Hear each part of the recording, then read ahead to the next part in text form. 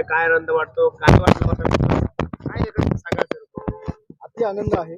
मी तुम्हाला सुरुवातीपासून सांगत होतो, हिंगोली जिल्ह्यावरती आमदार संतोषदादा बांगर यांच्या नेतृत्वात शिवसेनेचा भगवाच फडकणार आणि आज तो कळमनुरी शहरातील सर्व समाजातील गोरगरीब मायबाप जनतेने फडकवून दाखविलेला आहे. आपण बघितलं असेल, सुरुवातीपासून कळमनुरी शहरामध्ये ही जी निवडणूक होती ही गोरगरीब मायबाप जनतेने आपल्या हातात घेतली होती. कारण मागील 6 वर्षापासून आमदार संतोषदादा बांगर ज्या पद्धतीने काम करतायत ते काम त्यांनी उभ्या महाराष्ट्रामध्ये देवमाणूस म्हणून नाव कमावलं.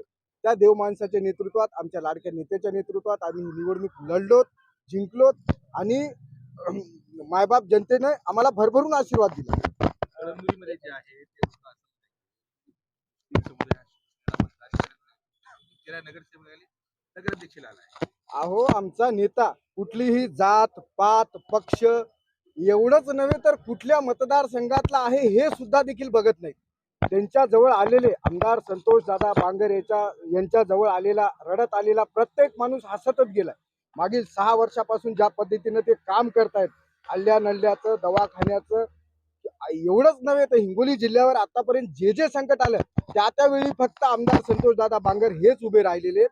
बाकीचे हे नेते निवडणुकीपुरते येतात, बोलतात आणि जातात. तुम्ही कार्यकर्ता होतात, स्वप्नात विचार केला होता की आपण नगराध्यक्ष होणार आहोत कळमनुरीचं म्हणून?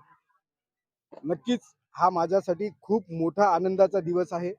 आमदार संतोषदादा बांगर ज्या पद्धतीने काम करतात, आमदार संतोषदादा बांगर यांना सगळे कार्यकर्ते ग्राउंड लेवलच्या छोट्यातल्या छोट्या कार्यकर्त्यापासून तर मोठ्यातल्या मोठ्या कार्यकर्त्याला ते सगळ्यांना सोबत घेऊन चालतात. हेच त्यांचं वैशिष्ट्य आहे. माझ्यासारख्या एकदम गरीब कुटुंबातल्या, सर्वसामान्य कुटुंबातल्या, आतापर्यंत मी तुम्हाला सांगतो माझ्या घरातलं राजकारणात कुणीही नव्हतं. आज मी जे काही आहे ते आमदार संतोषदादा बांगर यांच्या आशीर्वादाने आहे. आता विकासाचं विजन काय असतं आपल्यासमोर? मी तुम्हाला सांगितलं, मागील 6 वर्षापासून कळमनुरी नगरपालिकेतली ही आमदार संतोषदादा बांगर यांच्या नेतृत्वातली पहिली निवडणूक आहे.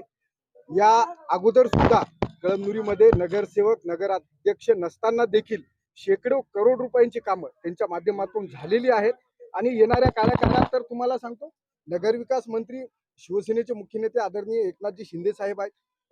आमचे कळमनुरी विधानसभा मतदारसंघाचे भाग्यविधाते आमचे लाडके नेते आदरणीय संतोषदादा बांगर आहेत. आणि दादा शिंदे साहेबाचे किती जवळचे आहेत आणि मी दादाचे किती जवळचे आहेत, त्याच्यामुळे कळमनुरी शहराचा चेहरा मोहरा बदलण्याचं काम होईल. दोन्ही नगरपालिकेला एखादी सत्ता आली आहे, काय आनंद कसं वाटतं? ती येणारच होती. ज्या पद्धतीने मी तुम्हाला वारंवार सांगतो, आमदार संतोषदादा बांगर ज्या पद्धतीनं काम करतात, हिंगोली जिल्हा हा फक्त आमदार संतोषदादा बांगर यांचा आणि यांचाच आहे. मात्र विरोधकांनी म्हणले होते की असं होणार नाही, झेंडा हा त्याचाच फडकणार आहे. आता काय म्हणणार आपण? विरोधकांना बोलायला काही नव्हतंच ना.